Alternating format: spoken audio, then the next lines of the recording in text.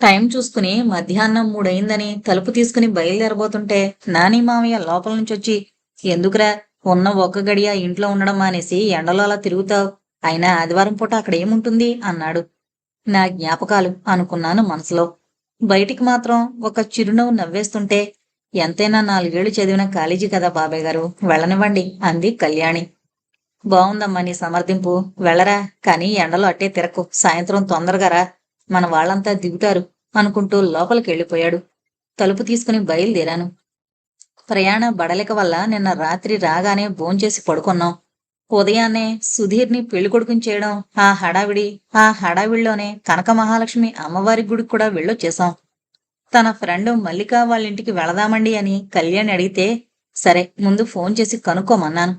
Phone చేస్తే ఇవాళ సాయంత్రం కళాభారతిలో వాళ్ళక్క వాళ్ళ పాప మానస నాట్య ప్రదర్శన ఉందని, ఆ పనుల్లో బిజీగా ఉన్నానని, సాయంత్రం ప్రోగ్రాంకి తప్పకుండా రమ్మని చెప్పింది. వెళదామని నిర్ణయించుకున్నాం. హైదరాబాదులో ఉంటే ఎప్పుడూ ఆఫీసు పని గొడవే, ఎక్కడైనా కాసేపు ప్రశాంతంగా గడుపుదామనిపించింది. ఈలోపే ఓ మారు కాలేజీ కూడా చూసేయాలి, ఎందుకంటే మళ్ళీ రేపు ఉదయం నుంచి పెళ్లి హడావిడి మొదలైపోతుంది. ఎలాగూ కళాభారతి మా కాలేజీకి దగ్గరే కదా అనుకున్నాను. కళ్యాణిని మా కాలేజీ చూడ్డానికొస్తావా అని అడిగితే చేత్తో సైగ చేసి లోగొంతుకుతో చెప్పింది. పెళ్లికనొచ్చి ఇంట్లో కాసేపైనా ఉండకుండా మీతో తిరిగితే బావుండదండి, నేను డైరెక్ట్గా కళాభారతికొచ్చేస్తా అని. అది నిజమే అనిపించింది. అందుకే ఒక్కడ్నే బయలుదేరాను. వన్ టౌన్ ఇరుకు సందుల్లో నడుస్తున్నాను. ఎండ మండిపోతుంది. రోడ్లన్నీ నిర్మానుష్యంగా ఉన్నాయి. ఈ ఏరియాలో వన్ వేలు ఎక్కువ కావడంతో వచ్చే బస్టాప్ దగ్గరే కాని వెళ్లే బస్టాప్కి 4 వీధులు దాటి వెళ్ళాలి. అయినా ఈ వీధుల్లో నడవడం నాకు అలవాటే.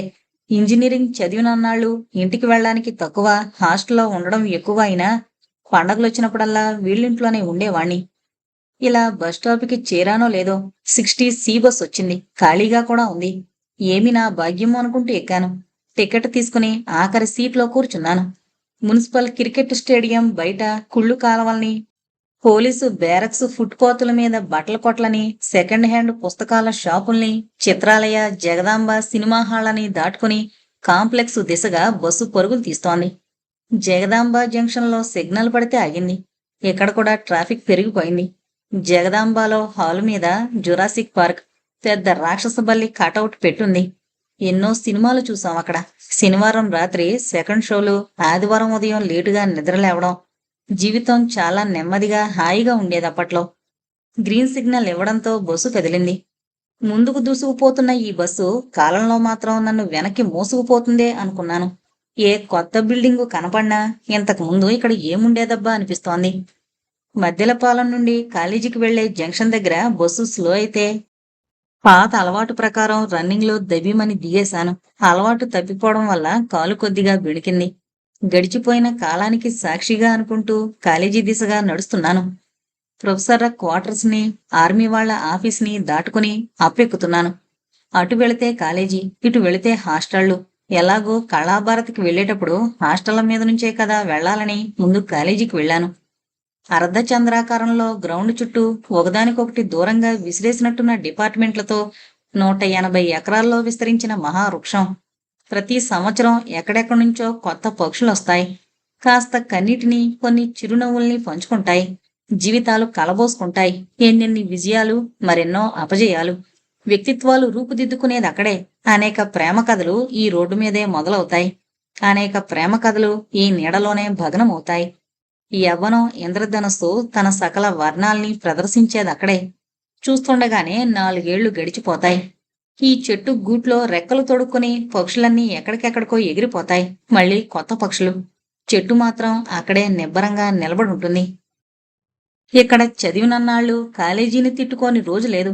ప్రొఫెసర్లకి ఏమీ రాదని, ల్యాబులు బావుండలేవని, హాస్టల్లో సదుపాయాలు అంతంత మాత్రమని ఇలా. ఇప్పుడు తలచుకుంటే అవన్నీ చాలా చిన్న విషయాల్లా అనిపిస్తున్నాయి. అసలు అలా అరకొర సదుపాయాలతో గడపడం వల్లే తమలో నిగూఢంగా ఉన్న కొన్ని శక్తులు తమకు తెలిసాయేమో అనిపిస్తోంది ఇప్పుడు. చెత్త ప్రొఫెసర్లు లేకపోతే మంచి ప్రొఫెసర్ల విలువ ఎలా తెలుస్తుంది? కొత్త విషయాలు వివరిస్తూ తమ కంట్లోని మెరుపుని తమ మెదళ్ళలోకి బదిలీ చేయగల ప్రొఫెసర్లకి బ్రహ్మరథం పట్టేవాళ్ళం. ఆ ప్రొఫెసర్ల చుట్టూ బిలబిలమంటూ చేరిపోయేవాళ్లు. చేస్తున్న పనికి న్యాయం చేయని ప్రొఫెసర్లు మాత్రం వెకిలి హాస్యానికి కేంద్ర బిందువులవుతారు. గ్రౌండ్ని చూడగానే క్రికెట్ మ్యాచ్లు గుర్తొచ్చాయి. జాయిన్ అయిన కొత్తల్లోనే మీ క్లాసులో బాగా ఆడేవాళ్లు ఎవర్రా అంటూ సీనియర్లు ఎంక్వైరీ చేశారు. చాలామంది పేర్లిచ్చిన డిపార్ట్మెంట్ తరపున ఆడేందుకు నేను శివ సెలెక్ట్ అయ్యాం. మొదటి మ్యాచ్ కెమికల్ డిపార్ట్మెంట్తో పడింది. బాడీ లైన్ బౌలింగ్లో ఆస్ట్రేలియా లాంటి టీం అని అప్పటికే పేరుంది కెమికల్కి. ముందు వాళ్ళు బ్యాటింగ్ చేసి 20 ఓవర్లలో 130 చేశారు. తర్వాత నేను సీనియర్ కిరణ్ ఓపెనింగ్కి దిగాం. రెండో ఓవర్లో స్ట్రైక్ వచ్చింది. Chemical senior Durgaprasad bowling. మొదటి బంతిని స్క్వేర్ కట్ చేసి రెండో బంతిని స్ట్రైట్ డ్రైవ్ కొట్టాను. 2 ఫోర్లు వచ్చాయి. వాడికి చిర్రెత్తుకొచ్చింది. తర్వాత బాల్ కసిగా బౌన్సర్ వేశాడు. ముక్కు పగిలి రక్తం కారుతుంటే వెకిలిగా నవ్వాడు. బ్యాటుతో వాడి బుర్ర పగలగొడదామా అన్నంత కోపం వచ్చింది. టీమ్మేట్లంతా పరుగు పరుగునొచ్చారు. జరగబోయే పెద్ద గొడవని ఎంపైర్లు అడ్డుకున్నారు. నేను రిటైర్ అయి వెనుతిరిగాను. సీనియర్లు వారిస్తున్నా వినకుండా శివ ప్యాడ్లు కట్టుకుని గ్రౌండ్లోకి పరిగెత్తాడు. దుర్గాప్రసాద్ వీడి దగ్గరికొచ్చి క్యూలో నెక్స్ట్ నువ్వే బే అని తర్వాత బౌల్ కూడా బౌన్సర్ వేశాడు. శివగాడు బ్యాక్ ఫుట్ మీద హుక్ చేసి దాన్ని సిక్సర్గా మలిచాడు.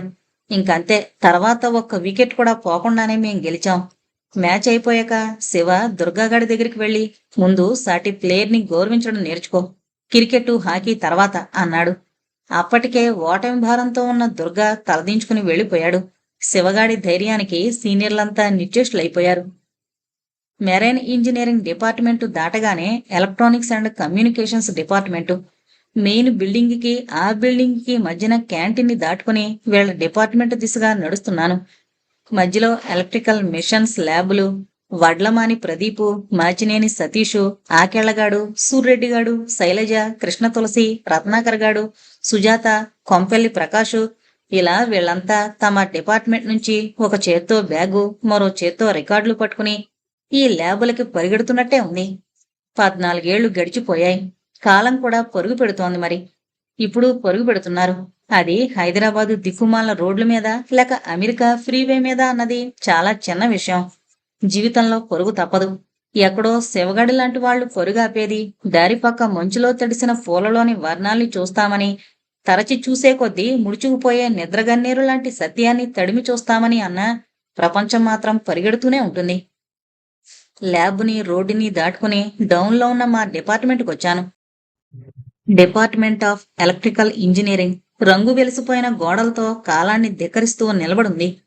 డిపార్ట్మెంట్ బయట ఎవరిదో కారు ఆపుంది. ఆదివారం కూడా కాలేజీకొచ్చే మహానుభావుడు ఎవరనుకుంటూ లోపలకు అడుగు పెట్టాను. గోడ మీద ప్రొఫెసర్ల జాబితా ఉంది. గోవిందరావు, శ్రీనివాసరావు తప్పితే మిగతా పేర్లన్నీ కొత్తవే. ఆఫీస్ రూమ్ పక్కనే ఉన్న పరీక్షల డేట్లు, కాన్ఫరెన్స్ల యాడ్లతోనూ ఉన్న నోటీసు బోర్డు. ఒకప్పుడు పరీక్షల ఫలితాల కోసం ఆ నోటీసు బోర్డు చుట్టూ గుమిగూడాం. ఆనందాలు, విషాదాల్ని అద్దాల వెనక దాచుకుని నిలబడుతుంది. దాని పక్కనే బ్లాక్ బోర్డు ఖాళీగా ఉంది. సొద్దుముక్క తీసుకుని సంతకం చేద్దామనిపించింది. కాలం ఒక కాగితం అనుకుంటే ప్రతివాడు సంతకం చేద్దామనే అనుకుంటాడు కాబోలు. సంతకం అనగానే ఓ సంఘటన గుర్తుకొస్తోంది. ఓ రోజు భీమిలి పిక్నిక్ వెళ్ళినప్పుడు బీచ్లో నడుస్తున్నాం. నేను, శివ, రత్నాకర్. అలా సముద్రాన్ని చూస్తూ శివ ఎందుకో వాడిలో వాడు నవ్వుకుంటున్నాడు. ఒరే గోపిగా, ఈయనింక చినవాల్తేరు పిచ్చాసుపత్రిలో జాయిన్ చేసేలేమురా అన్నాడు రత్నాకర్ గాడు. తప్పురా, ఏంటా మాటలు అంటే, లేకపోతే ఏంట్రా పక్కనిద్దరం నడుస్తున్నామా, ఆడిలో ఆడు నవ్వుకోవడమేంటి అన్నాడు. అవునరా శివ, ఎందుకు నవ్వుకుంటున్నావు అన్నాను. ఇంకా అలల వైపే తీక్షణంగా చూస్తూ, ఇప్పుడొస్తున్న అల మీద సంతకం చేస్తే మళ్ళీ అది ఎప్పుడొస్తుందో తెలుసుకోవచ్చు కదా అని ఆలోచన వచ్చింది. ఆ ఆలోచనకే నవ్వొచ్చింది అన్నాడు. ఆ బీచ్ ఇసుకలో దొర్లి దొర్లి నవ్వాడు రత్నాకరగాడు. ఎందుకురా అంతలా నవ్వుతున్నావంటే, మా ఊర్లో ఈళ్లాంటాడే ఒకడున్నాళ్లే, అప్పలస్వామి అని. ఆడు 10 రూపాయల నోటు మీద సంతకం పెట్టి ఆ నోటే మళ్ళీ ఎప్పుడొస్తాదా అని ఎదురు చూసేవాడు. ఆడు గుర్తొచ్చాడు, అందుకని అన్నాడు. వార్ని రత్న, భలే ఉందరా నీ పోలిక అని మెచ్చుకోలుగా చూశాడు శివ. టైం వస్తే మనుషుల్ని చెరిపేస్తుంది కాలం, ఇక సంతకాలెంత. ఆడిటోరియం దాటుకుని నడుస్తున్నాను. మెకానికల్ డిపార్ట్మెంట్ రాగానే అనులేకే గుర్తుకొచ్చింది. ఇప్పుడు ఎక్కడుందో అనుకున్నాను. కెమికల్ డిపార్ట్మెంట్ చూసుకుని ప్రిన్సిపల్ ఆఫీస్ దగ్గరకు వచ్చాను. ఎండలో అంత దూరం తిరిగేసరికి చెమట్లు పట్టాయి. బాగా అలసటగా ఉండడంతో ఎదురుగా ఉన్న సిమెంట్ బెంచి మీద కూర్చున్నాను. పేరు తెలియని చెట్టు నీడ పడుతోంది. తన స్మృతులన్నీ ఈ చెట్ల మీదే గూడు కట్టుకుని పదిలంగా ఉన్నాయనిపించింది. 6:30 అయింది. వెళ్ళి ముందు వరుసలో కూర్చున్నాం. మల్లిక పట్టుచీర కట్టుకుని బ్యాడ్జీ ఒకటి తగిలించుకుని హడావిడిగా అటు ఇటూ తిరుగుతూ చూసినప్పుడల్లా పలకరింపుగా నవ్వుతోంది. చివరికి ఎలాగో వీలు చేసుకుని కళ్యాణి దగ్గరికొచ్చి ప్రోగ్రాం అయిపోయాక కలుస్తాను, ఏమీ అనుకోవద్దు అంది. ఏంటే సెంటిమెంట్ డైలాగులు ఎప్పుడు నేర్చుకున్నావు? సినిమాలకి మాటలు గాని రాస్తున్నావా అంది కళ్యాణి. మల్లిక నవ్వుకుంటూ వెళ్ళిపోయింది. ఆడిటోరియంలో ఒక్క లైటు తప్ప మిగతా లైట్లన్నీ ఆర్పేస్తారు. మసక వెలుతురులో తెర వెనక నుంచి గంభీరమైన గొంతు. అన్వేషణ. దీపం కోసం శలభం, ప్రియురాలి కోసం ప్రియుడు, సౌందర్యం కోసం కవి, పరమాత్మ కోసం జీవాత్మ. రూపం ఏదైనా మౌలికంగా అన్వేషణ ఒక్కటే. మా చిన్నారులు తమ నాట్యం ద్వారా ఇవాళ ప్రదర్శించబోయే అంశం ఇదే. సముద్రాన్ని అన్వేషించుకుంటూ పరుగులు తీసే నది చివరికి ఆ నది సముద్రంలో ఐక్యమై తన అస్తిత్వాన్ని కోల్పోవడం. రూపకం పేరు జరి, రాగం హిందోళం, ఆది తాళం. ఆ ఒక్క లైటు కూడా ఆరిపోయింది. చుట్టూ చీకటి. ఆ చీకటిలో మంద్రంగా వేణుగానం. అదే వేణుగానం. నాలో ఏదో ప్రకంపనలు. సంగీతంలో ప్రవేశం లేకపోయినా ఖచ్చితంగా గుర్తుపట్టగలను. ఆ రోజు అలాంటిది మరి. 16 ఏళ్ల క్రితం చెన్నై నల్లిగాన విహార్లో అనులేఖ నృత్యం. ఎప్పట్లాగే అప్పుడు ముందు వరుసలో నేను శివ. ఇదే వేణుగానం. ఆ రోజు చీకట్లో ఎన్నెన్ని వర్ణాలు చూపించిందో. ఆలాపన మొదలైంది. ఆ రోజు ఇదే ఆలాపన. అద్భుతమైన గాత్రం కదరా అని శివన్న మాటలు నాకింకా గుర్తున్నాయి. ఒక్కొక్క లైటు వెలుగుతుంటే 4 వైపుల నుంచి 4 అమ్మాయిలు కుంకుమ రంగు చీరల్లో చక్కగా జడగంటలతోనూ వడ్డాణాలతోనూ మల్లెలు కనకాంబరాలు వాళ్ల జడల్లో చక్కగా ఇమిడిపోయాయి. ఎర్రగా పండిన గోరింటాకు చేతుల ముద్రల్ని అలవోకగా పలికించేందుకు సిద్ధమయ్యాయి. కాసేపు వాళ్ల నృత్యం సాగాక నలుగురి మధ్యలోకి లేత ఆకుపచ్చ రంగు చీరలో మెరుపుతీగలా వచ్చింది మానస. కాదు కాదు, అనులేఖ. గత వర్తమానాలు కలగా పులగంగా కలిసిపోయి నన్ను చక్తుణ్ణి చేస్తున్నాయి. అదే నృత్యం. నలుగురు 4 చిన్న సెలయేళ్లలా మొదలై ఒకరవుతుంటే మరొకరు కొనసాగిస్తూ మంచి సింక్రోనైజేషన్తో అలా ఆ సెలయేళ్లన్నీ కలిసి నదిని చేరుకోవడం. ఆ చేరుకునే సమయంలో మిగతా నలుగురు ఒకలా, వాళ్ళందరి మధ్య అనులేఖ ఒకలా నర్తించడం. నది పరవళ్లు తొక్కుతూ ముందుకు సాగడం. నదిలోని మలుపుల్ని గమకాలు రమణీయంగా పట్టుకున్నాయి. సెలయేరులా మొదలైన ఆలాపన జలపాతమై ఒక మహావాహినిగా మారి రససాగర సంగమానికి పరవళ్లు తొక్కుతుంటే ఆలాపనలోని వేగానికి తగ్గట్టు భావాల్ని కళ్లల్లో పలికిస్తూ చక్కని అభినయ ముద్రలతో అంతే అలవోకగా నర్తించారు. వాళ్ళు చిటికెన వేలు కదపడంలో కూడా ఎంత లయుందో అనిపించింది. వాళ్ల దేహాలు అణువణువు లాస్యంతో నిండిపోయేయేమో అనిపించింది. వేలూరు శిల్పాల్లాంటి 5 ముగ్ధలు భావ రాగ తాళ సహితమైన 5వ వేదంగా పరిగణించబడే భరతనాట్యాన్ని అంత అద్భుతంగా ప్రదర్శిస్తుంటే తమ హృదయాలే ఆ వేదిక అయిపోయినంత ఆనందం కలిగింది ఆ రోజు. తర్వాత చాలా రోజుల దాకా ఆ మువ్వల సవ్వడి తప్ప మరింకేమీ వినిపించేది కాదు. మళ్ళీ ఇన్నాళ్లకి అదే నృత్యం. అప్పుడు అనులేఖ, ఇప్పుడు మానస. అంతే తేడా. ప్రవహించు నదులు ఎలా నామరూపాలు వదిలి సాగరంలో ఐక్యమగునో అలాగే ఆత్మజ్ఞాని నామరూపాల నుండి విడివడి సర్వోత్కృష్టము ప్రకాశవంతమైన పరబ్రహ్మలో లీనమగును అన్న శ్లోకంతో కార్యక్రమం ముగిసింది. ఒక అలౌకికమైన అనుభూతికి లోనయ్యాను ఆ రోజు ఈ రోజు కూడా. చప్పట్లతో కళాభారతి పులకించిపోయింది. ఆ క్షణాన ఏమైందో తెలీదు. ఏదో మైకం కమ్మిన వాళ్లా లేచాను. ఏదో ఆతృత. పిచ్చివాడిలా డ్రెస్సింగ్ రూమ్ వైపు పరిగెత్తాను. ఏమైందోనని కంగారుగా కళ్యాణి కూడా నా వెనకే పరిగెత్తుకుంటూ వచ్చింది. అప్పుడే డ్రెస్సింగ్ రూంలో కడుగు పెడుతున్న మానసిని పట్టుకుని, ఎలా, ఎవరు నేర్పారు నీకు తెల్లానా? నా గొంతులో తీవ్రమైన ఆతృత. ఆ అమ్మాయి బెంబేలు పడుతూ, మా టీచర్ గారు అంది. చెప్పు, ఆ టీచర్ పేరు అనులేఖేనా? చెప్పు. ఏంటండి, మీకేమైనా పిచ్చి పట్టిందా? చిన్నపిల్ల జడుచుకుంటుంది అంటూ కళ్యాణి నన్ను బయటకు తీసుకొచ్చే ప్రయత్నం చేస్తోంది. ఈలోపు జనాలు గుంగుడారు. మల్లిక వాళ్ళొచ్చి మానసని లోపలికి తీసుకెళ్లిపోయారు. కళ్యాణి నన్ను బయటికి తీసుకొచ్చేసింది. కొంతసేపటిదాకా ఏమైందో నాకేం అర్థం కాలేదు. అనులేఖ ఎవరు? ఆటోలో ఇంటికొస్తుంటే సూటిగా అడిగింది కళ్యాణి. ఇప్పుడు నన్నేం అడకు, రేపంతా వివరంగా చెప్తాను అనేశాను. రామా టాకీస్ రోడ్లో ఆటో దూసుకుపోతుంది. దూరంగా మిణుకుమిణుకుమంటున్న నక్షత్రాలు, షాపుల్లో జిలుగు వెలుగుల దీపాలు, వాహనాల వెనకాల ఎర్ర లైట్లు, వీధి దీపాలు అన్నీ కలిసి చీకటితో పోరాడుతున్నాయి. కానీ సూర్యుడు లేని లోటు స్పష్టంగా తెలుస్తోంది. నా హృదయంలో కూడా చీకటి వెలుగులు. అసలు నేనెందుకు అలా ప్రవర్తించాను? బహుశా జీవితంలోని కొన్ని అత్యంత సౌందర్యభరితమైన క్షణాల్ని, నేను మరణించిన క్షణాల్ని అంతే తీవ్రంగా గుర్తు తెచ్చుకున్నందుకా? సాయంత్రం రిసెప్షన్. ఉదయం నుంచి పెళ్లిలో ముభావంగానే ఉన్నాను. సుధీరు టై మరిచిపోయాడట. రా బాబు, కాస్త ఇంటికెళ్ళి తెచ్చిపెట్టి నాయనా. ఇదిగో బండి తాళాలు. అత్తయ్య ప్రాధేయపడుతోంది. నువ్వంతలా చెప్పాలా పిన్ని, తెస్తారులే. కళ్యాణి భరోసా ఇచ్చింది. బొబ్లుగాడు నేను వస్తానని వెంటపడ్డాడు. కారు అలవాటైపోయి బండి తాళం తీస్తుంటే కొత్తగా ఉంది. మొదటిసారి బండి నేర్చుకోవడం గుర్తుకొచ్చింది. ఒరే నేర్పు బే నీ అబ్బా అని పోరగా పోరగా రత్నాకరగాడు ఓకేరా అని ఓ ఆదివారం ఉదయం గ్రౌండ్లో నేర్పించాడు. క్లచ్ వదలడం, బ్రేకు నొక్కడం వస్తే బండి వచ్చేసినట్టే అని సూత్రం చెప్పాడు. ముందు నేను కూర్చున్నాను. వెనక రత్నాకర్ కూర్చుని క్లచ్ వదులు అనగానే చటుకున వదిలేశాను. బండి ముందు చక్రం గాల్లోకి లేచింది. రత్నాకర్ గాడు వెనక్కి పడిపోయాడు. హ్యాండిల్ బార్ వదలకుండా రెండు కాళ్ల మీద బండిని బ్యాలెన్స్ చేసి తిరిగి నిల్చోబెట్టాను. రత్నాకర్ గాడు పడిపోయినవాడు లేవడం కూడా మరిచిపోయి, కళ్ళెం లాగ్గానే గుర్రం కీ అని ముందు కాళ్ళ మీద లేచినట్లు లేపావు కదబే బండిని అని పడి పడి నవ్వుతున్నాడు. శివగాడు కూడా పగలబడి నవ్వాడు. పదండి బావగారు అన్నాడు వెనక కూర్చున్న బొబ్లుగాడు. ఏదో ఆలోచిస్తూ పరధ్యానంగా డ్రైవ్ చేస్తూ ఒక బస్సుకి ఢీ కొట్టబోయి అతి కష్టం మీద సడన్ బ్రేక్ వేశాను. తిరిగొచ్చాక బొబ్లుగాడు మాకు యాక్సిడెంట్ అవ్వాల్సింది తెలుసా అని అదేదో నోబెల్ ప్రైజు రావాల్సింది తెలుసా అన్నంత గొప్పగా అందరికీ ప్రకటించాడు. కళ్యాణి కంగారుగా వచ్చి ఏమైందండి అంటోంది. పద, అలా బయట నడుస్తూ మాట్లాడుకుందాం అని తీసుకువెళ్లాను. పక్కనే ఉన్న రైల్వే స్టేడియంకి నడిచామిద్దరం. సాయంకాలం అయింది. గ్రౌండ్ చుట్టూ జాగింగ్ చేస్తున్న వాళ్లతోనూ, గ్రౌండ్లో క్రికెట్ ప్రాక్టీసు చేస్తున్న వాళ్లతోనూ కోలాహలంగా ఉంది. గ్యాలరీలో ఒక మూల ఎవరూ లేని చోట కూర్చున్నాం. నిశ్శబ్దాన్ని ఛేదిస్తూ ఉదయం నుంచి అదోలా ఉంటున్నారు. అసలు ఈ అనులేఖ ఎవరు? ఈ శివ ఎవరు? వాళ్ళ గురించి వివరంగా చెప్పండి అంది కళ్యాణి. అనులేఖ గురించి చెప్పాలంటే శివ గురించి ముందు చెప్పాలి. వాడి పూర్తి పేరు మరువాడ శివశంకర శాస్త్రి. మేమంతా శివ అని పిలిచేవాళ్లం. కాలేజీ రోజుల్లో వాడొక పెద్ద ప్రహేళిక మాకు. అసలు ప్రహేళిక అన్న పదం కూడా వాడి వల్లే తెలిసింది.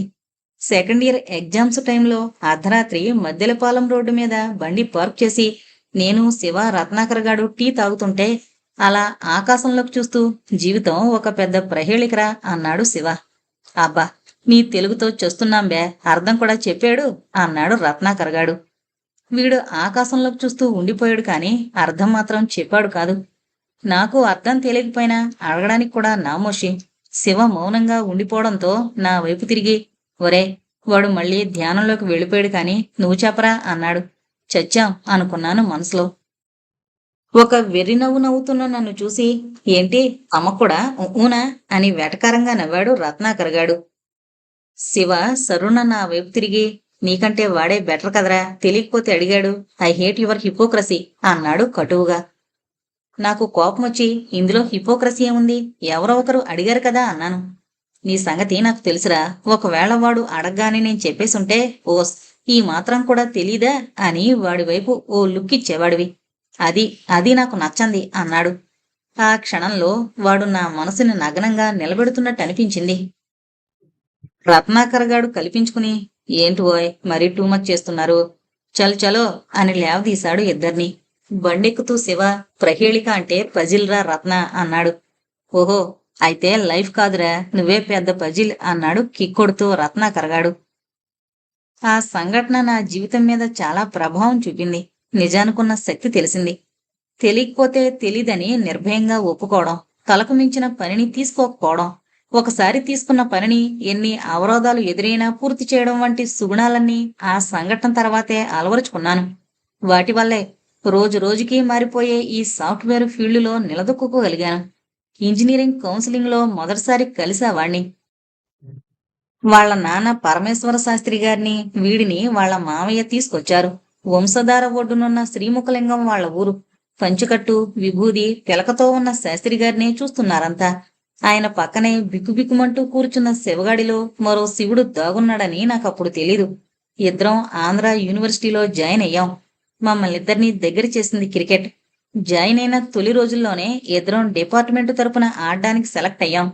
నేను ఆల్రౌండర్గా పేరు తెచ్చుకోవాలని ప్రయాసపడేవాణ్ణి. వాడు మాత్రం ఒక్క బ్యాటింగే. బాలు ముట్టుకునేవాడు కాదు. వాడు ఏం చేయగలడో ఏం చేయలేడో స్పష్టంగా తెలుసు వాడికి. గవాస్కర్లా క్లాసికల్గా ఆడేందుకు నేను ప్రయత్నిస్తే వాడు రిచర్డ్లా దూకుడుగా ఆడేవాడు. మీ క్రికెట్ గోల ఆపి విషయం చెప్తారా? క్రికెట్ అంటే ఒళ్ళు ఎరగరు. ఇక్కడ నేనుండబట్టి గాని అదిగో ఆ ప్రాక్టీస్ చేస్తున్న వాళ్ళ మధ్యకెళ్ళిపోదురు ఈ పాటికి అంది కళ్యాణి. చెప్తున్నానా, పూర్తిగా వినుమరి.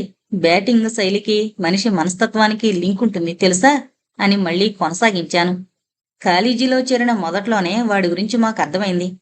ఫిజిక్స్ ప్రొఫెసర్ క్లాస్ చెప్తుంటే ఏదో తప్పు చెప్పారని ఆయన మొహం మీదే మీరు చెప్తోంది తప్పు సార్ అన్నాడు.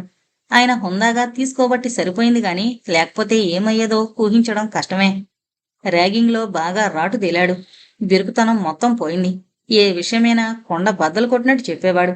అన్నీ నిశ్చితాభిప్రాయాలు, సందేహాలు ఉండేవి కాదు వాళ్ళో. చేసే ప్రతి పనిలోనూ లయ ఉండాలి అంటుండేవాడు. ఇంజనీరింగ్ డ్రాయింగ్ ఒక్కో బొమ్మ 2 గంటలు గీసేవాడు. అన్ని పనులు అలాగే నెమ్మదిగా చేసేవాడు. అయితే చేశాక మాత్రం తిరుగుండేది కాదు. ఋషికొండ సముద్ర పొడ్డున ఇసుకలో పడుకుని ఆకాశాన్ని చూస్తూ ఎన్నో సాయంత్రాలు గడిపాం ఇద్దరం. సముద్రాన్ని చూస్తూ మా వంశధార కూడా ఈ సముద్రంలోనే కలుస్తుంది కదూ, ఎంత అద్భుతం అంటుండేవాడు. తరచూ వాడి మాటల్లో శ్రీముఖలింగం, వాళ్ళ నాయనమ్మ, వంశధార, స్వామినాయుడు వీళ్ల గురించి చెప్పేవాడు. స్వామినాయుడే వీడికి క్రికెట్లో మెళకువలు నేర్పాడట. కొన్నాళ్లకి ఆ మాటలు కూడా మానేశాడు. బీచ్లో ఉన్నంతసేపు మాట్లాడేవాడు కాదు, నన్ను మాట్లాడినిచ్చేవాడు కాదు. ఆ సముద్ర ఘోష వినమనేవాడు. పుట్టు మూగలా మాట్లాడకుండా కూర్చోవడం నా వల్ల కాదు అని రత్నాకర్ గాడు మాతో బీచ్కి రావడం మానేశాడు. ఇలా ఉండగా ఒకరోజు లైబ్రరీకి వెళ్ళొస్తున్నాం. దారిలో మెకానికల్ డిపార్ట్మెంట్ క్యాంటీన్ దగ్గర సీనియర్లు పిలిచారు. ఫస్ట్ ఇయరా అంటూ. అదేం కర్మో, ఫస్ట్ ఇయర్ అని మా మొహాల మీద రాసున్నట్టే గుర్తుపట్టేసేవారు. ఏ బ్రాంచ్రా, డబ్బా కొట్టండి బే. ఇలా ప్రతి సీనియరు జూనియర్లకు చేసే మర్యాదలు చేయడం మొదలు పెట్టారు. ఈలోపు మాకు కొద్ది దూరంలో ఒక కారు ఆగింది. అందులోంచి ఒక అమ్మాయి దిగి డిపార్ట్మెంటు బిల్డింగ్ వైపు నడుస్తోంది. అందరి కళ్ళు ఆ అమ్మాయి మీదే. ఆమెని తదేకంగా చూస్తున్న శివను చూస్తే వీడేదో కొంప ముంచేలా ఉన్నాడని అర్థమైంది రత్నాకర్ గాడికి నాకు. ఏందిబే అటు చూస్తున్నావు, ఇటు చూడు అన్న సీనియర్ల మాటలు పట్టించుకోకుండా ఆ అమ్మాయి వైపు పరిగెత్తాడు. ఆ అమ్మాయికి ఎదురుగా వెళ్ళాడు ఒగరుచుకుంటూ.